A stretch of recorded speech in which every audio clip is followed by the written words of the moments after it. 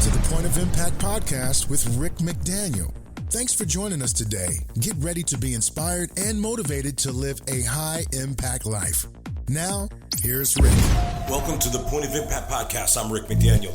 It's great to have you joining us again today. And last week we started a mental health focus and talked about depression. And today we are going to talk about doubt. We'll jump into that in just a moment. But before we do, my new book, Greater, came out this past Monday. Super excited about it.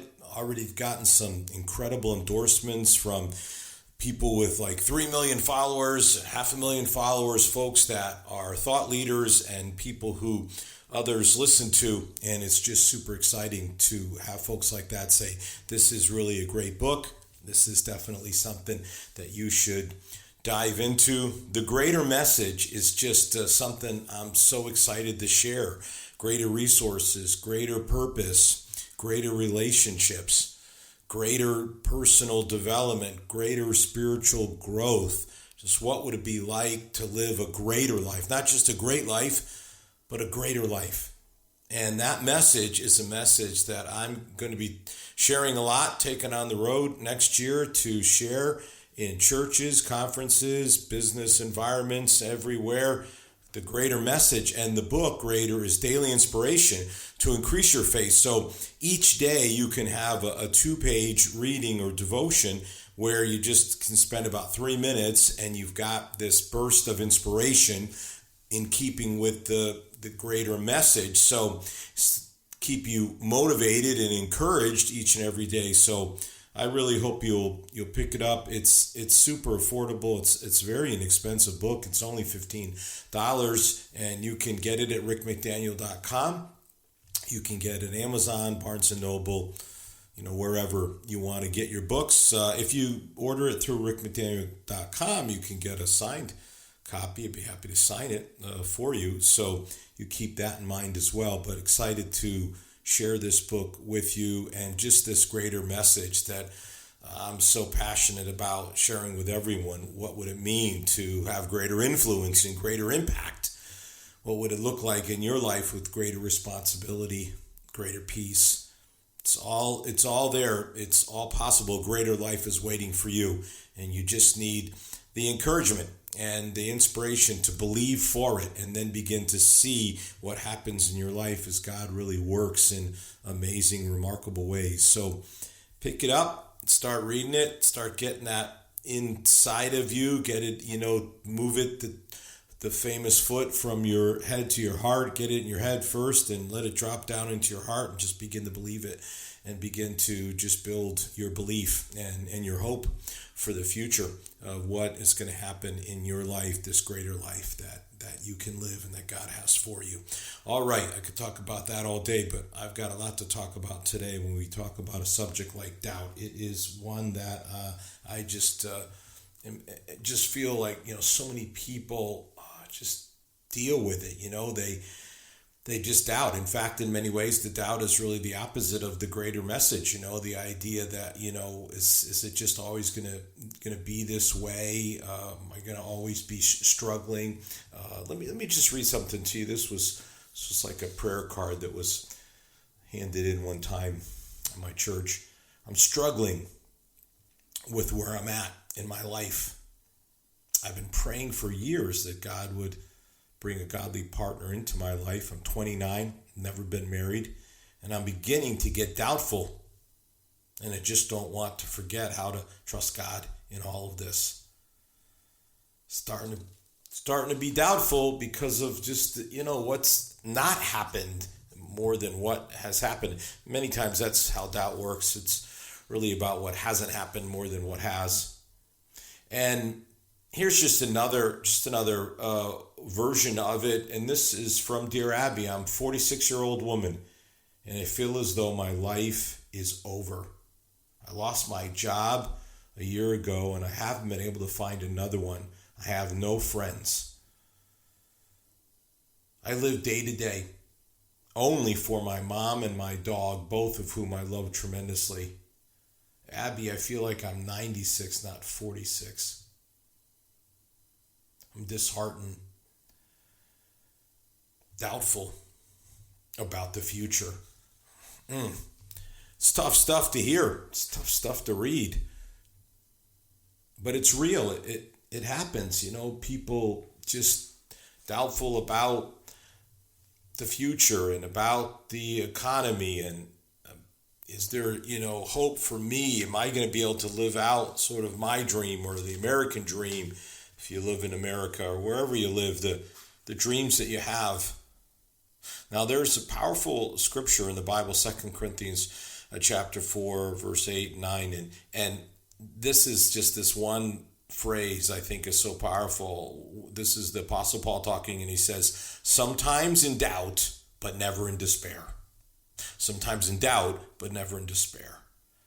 So I want to help you to deal with your doubt and want to make sure you never fall into despair, because despair then is when you've moved in a mental health way into a darker place, and we don't want you to go there. And the time to deal with it is in the doubting phase, so you never find yourself in despair. Doubt can cause you to blow things out of proportion and to think that they are bigger than they are. And I'm in no way trying to belittle whatever issues are happening in your life, whatever problems you're dealing with. But my experience has told me that sometimes that, in the immediacy of it, it just can seem so huge. And given a little bit of space and time, it's not as big. But it's real, and I'm not denying that for a moment. Doubt can create uncertainty in your mind. Like when you need to make important decisions, and then you lose like a certainty, like a confidence because of doubt. Doubt can become contagious. And the problem with something like that, especially if you're around doubters, is that it spreads and it really causes disbelief. So you move away from belief, faith, hope, and you move into doubting and disbelief, and then ultimately into despair. Doubt limits what God can do. And it limits you. It limits your full potential. So it's real, and it's dangerous to your mental health and mental well-being. And I might just add this, because this may be happening to some of you. Criticism causes doubt. So maybe that's what you're dealing with. You're trying to do something, trying to pursue that dream. You're trying to realize your God-given potential, and what's happening is that, the critics are coming out, and then you're starting to doubt yourself. And what I would say too is, if you do anything, get ready, because the critics will come. And just remember, there's no monument, there's no statue to critics. They don't get those. Only the people actually do things, achieve great things, get recognized. But it's easy, especially now in this social media world we live in, because before it just wasn't the same. You just couldn't hear the criticisms. They may have been there, and maybe they were, maybe they weren't, but they would never come your way. But now it's just so much easier, and I use easier in the most pejorative way in this sense, just the worst possible way. Like, oh man, negatively, they're easier to hear. So what can you do about it? Don't let doubt defeat you. That's the message today. Don't let doubt defeat you. Well, let me tell you where I think is the natural starting point for this before you move into really looking at even our brain and neuroscience, all that stuff. But let's just start here. You defeat doubt by realizing that you just cannot rely on yourself. You defeat doubt by beginning to understand that what doubt really shows you is you can't do it all on your own. If you rely on just your abilities and your intellect and your experience and your gifts, it turns out it's not enough. Now, those are all really valuable and important. I'm not in any way putting those down. But they're not enough. If you let people's opinions, their criticisms, if you let circumstances control your life, then you're always going to be kind of in a second guess mode, always doubting yourself. And it's not how you want to live, because that kind of negative self-talk, which is really what it ends up being, is just so damaging to you. It's not where you want to live your life. And I want to help you with that today, to put that behind you. Now, when you realize in real humility now that even though you have gifts and abilities and skills, and you have intellect, you have experience, you have all those things, that they're still not enough, then you can let God come into the equation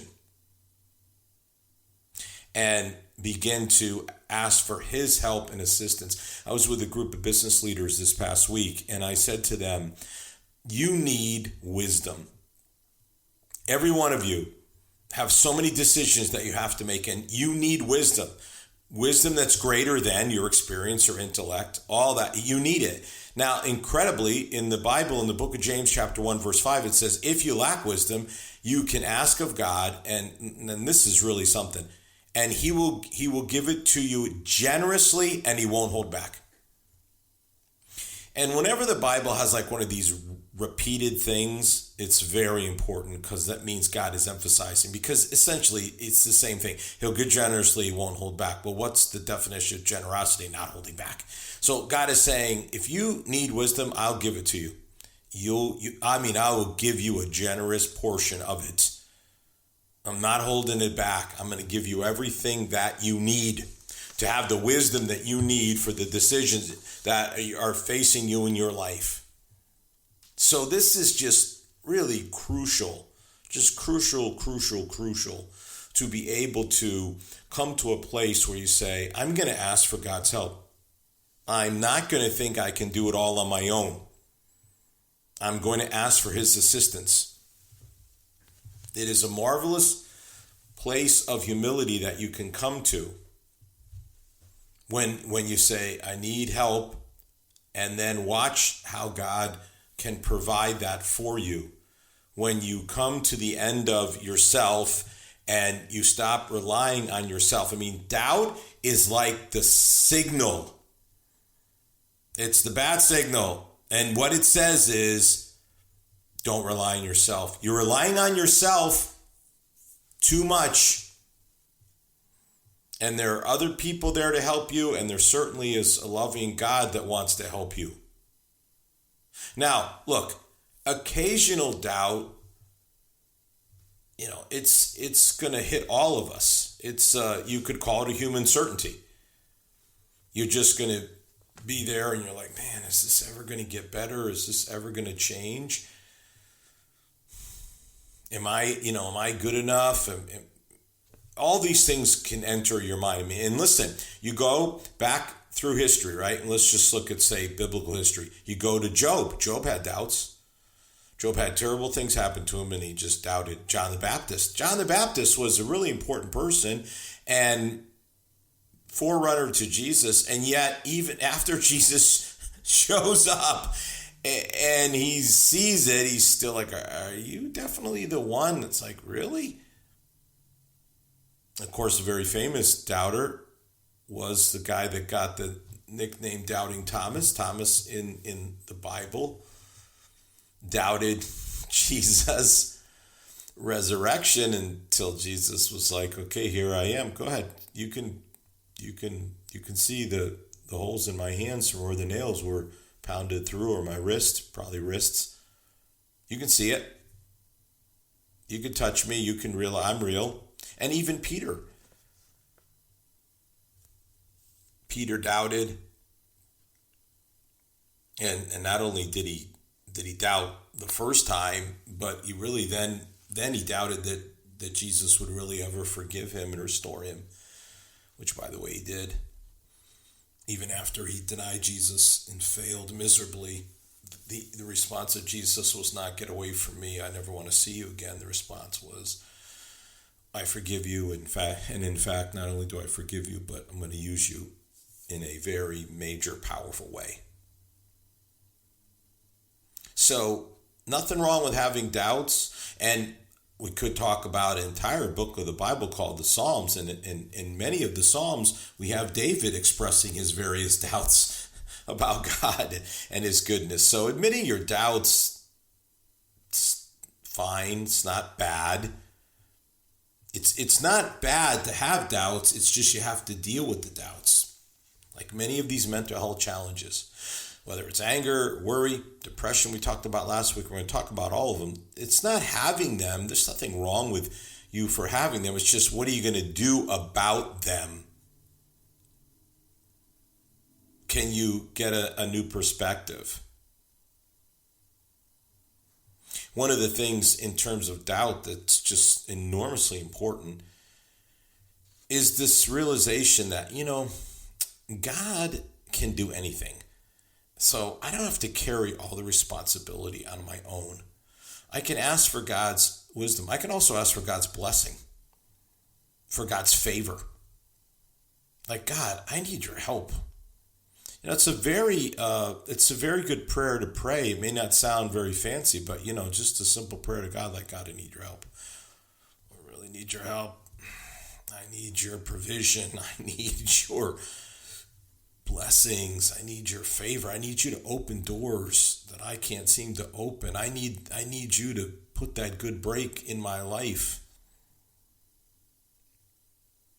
And then watch what God does, because God functions in the supernatural, we function in the natural. And there's a big difference. God's functioning in the miraculous, we're functioning in the physical.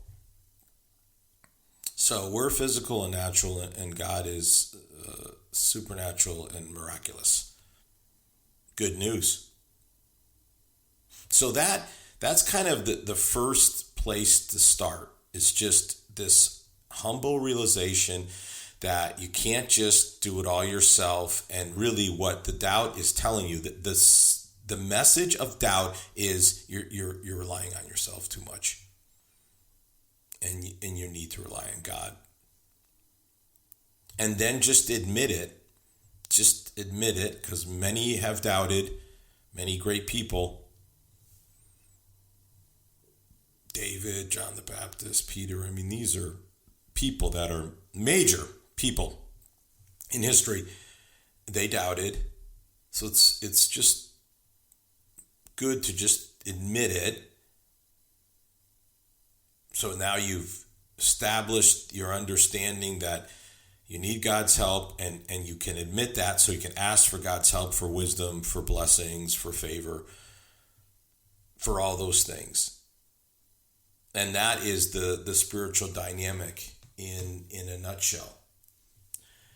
And then you can do something about what you're actually thinking. And this is where the neuroscience part comes in. What is it that you are thinking about? Because, what you think about is determining so much. Here it is. Every thought we think, every conscious or unconscious thought we say to ourselves is translated into electrical impulses in the brain. That's just neuroscience 101. The thoughts that we think are translated into electrical impulses. That is what happens. And if we have doubting thoughts, those doubting thoughts are going to enter into our brain. Now, here's the good news. You can reprogram. Yeah, you can reprogram. You can rewire your brain. You can erase negative, counterproductive, work against you programming thoughts and replace it with healthy, positive, productive programming thoughts. That can be done. It's exciting to think about, the control that you have over this. In other words, your brain, it's like an engine, it's powerful, but it's for you to use. Your subconscious mind can erase old negatives and replace them with new positives. And that is the most fertile ground for growth and achievement that you're ever going to find. That's straight out of science. That's not even a faith statement. That is a scientific fact. You can erase the old programming and replace it with the old negative programming with new positive programming. And it is in this process that you have the most potential for growth and achievement. Now, it doesn't happen in like an hour or two. Like, this takes longer than that, this reprogramming of your mind. You've got to replace doubting words with faith words.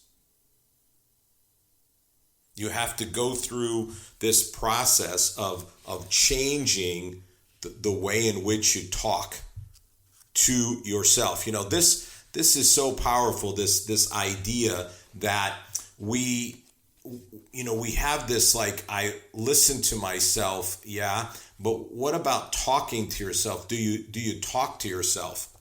Because it's super important to talk to yourself, not listen to yourself. Tell yourself the proper thoughts you should have. Don't listen to the doubts. Tell yourself, no, doesn't work that way. With self-talk, we have a way to give new directions to our subconscious mind by talking to ourselves in a different way. We consciously reprogram our internal control centers with words and statements that are more effective and more helpful to every part of us that we want to improve. So I'm not listening to myself, I'm talking to myself. I mean, that should be like a phrase that you champion. I'm not listening to myself, I'm talking to myself. So in other words, I don't listen to myself say I can't. I talk to myself and I say I can. I don't listen to if, I say I will. I don't listen to I don't think, I say I know. I don't listen to maybe, I say positively. I don't listen to I'm scared, I say I'm confident. Big difference. Big difference. Let's just dig in just a little deeper on these statements. Like, let's just use this. Like, things aren't going very, very well for me at work. And this is what you hear yourself saying. Like, listening to yourself, things aren't going very well for me at work. And what you say to yourself is, I enjoy my work. I understand the problems. I can deal with them. I can get past them. This is how you turn doubt around, by talking to yourself instead of listening to yourself. Or here's another. I just can't seem to communicate with my child anymore. That's what you're listening to yourself saying. But here's what you talk to yourself and say. I take the time to listen, to talk, and to communicate with my child. I'm patient and understanding. It's worth working on, and I am working on it. By the way, there's no will in these statements. It isn't, I will take the time. It is, I take the time. It's not I will, it's I do. I have a hard time getting out of bed in the morning. This doesn't help you get out of the bed faster and attack your day. So instead of listening to that, you tell yourself, it's easy for me to get out of bed in the morning. I like getting up and starting my day. Now you say, come on, Rick, really? No, just try it. Like, try it for an entire week. Like, every day, just say, it's easy for me to get out of bed this morning. I like getting up and starting my day. And eventually, here's what happens. You override the old programming with the new programming. And by the way, it takes more than just one or two phrases, to make a sweeping change. But you got to start somewhere. The more you change your doubting self-talk, the more you use a new faith self-talk, the better it's going to change is going to happen, and the more permanent it will become. All right, here's a classic one. Today's been a tough day. It has been a tough day. All right, but what are you telling yourself? Anything that you repeat that implies, that there's somehow a failure, you're creating a pattern. So you could say this instead as you talk to yourself. Today was fine. I feel good about myself. And tomorrow will be even better. You see the difference here is remarkable. It's not a denial of reality. It's just tomorrow's going to be better. Again, in terms of exercise, really need to exercise more. Versus I enjoy exercising and really like how it makes me feel. I like keeping in shape mentally and physically. I like looking and feeling good. I mean, it's just an enormous difference. Just, I hate it. No, I don't want to do it. I like it because it makes me feel good. It makes me look good. And financially, I'd like to put more money in savings, but I can't seem to be able to do it. Versus I'm good at earning money and saving it. Every month, without fail, I put some money aside. Each week, each month, each year, I do what I need to do to become financially secure. It's just a gigantic difference. Here's my favorite, just because I'm such a time guy. Someday I'm going to write a book on it. I wish I had more time. No, you say to yourself, I make time and I take time to do what I need to do. I make time and I take time to do what I need to do. It's an enormous difference. When you talk to yourself, you can talk yourself right out of the doubt. Don't dwell on your problems. Don't listen to yourself with the old negative programming. Expect good things to happen. Expect to get a better job. Expect to start a new relationship. Expect to get the break you need. Resist the doubts and expect the good. Forget about the stuff from the past, which can't be changed and nothing can be done about it, and shift your mind into what's happening right now, talking to yourself, and then where you're going in the future. As you talk to yourself correctly, reprogram your mind. I think this is a Zig Ziglar quote, but I'm not positive. But whatever the mind can conceive, and I will dare to believe, with God's help, I can achieve. I mean, it's just a great statement that fights against doubt. Whatever the mind can conceive, say whatever my mind can conceive, and I will dare to believe, with God's help, I can achieve. I mean, that is the kind of statement that you say to yourself. Stop listening to the doubts and start telling yourself, whatever my mind can conceive, and I'll dare to believe, with God's help, I can achieve. So there it is. You've got to believe, and you've got to speak to yourself in those kinds of ways, and what happens is the doubts just begin to go away. The self-doubting goes away, it dissipates, it ultimately disappears, and you didn't go from doubting into despair, you went the exact opposite way. You went from doubting into belief and excitement about your life and about your future. Talk to yourself. Don't listen to yourself. Rewire your brain. Let those electrical impulses change, and you'll begin to think differently, and the doubts will go away. Have a great week. You've been listening to the Point of Impact podcast with Rick McDaniel. Thanks for tuning in, and we look forward to you joining us for our next episode.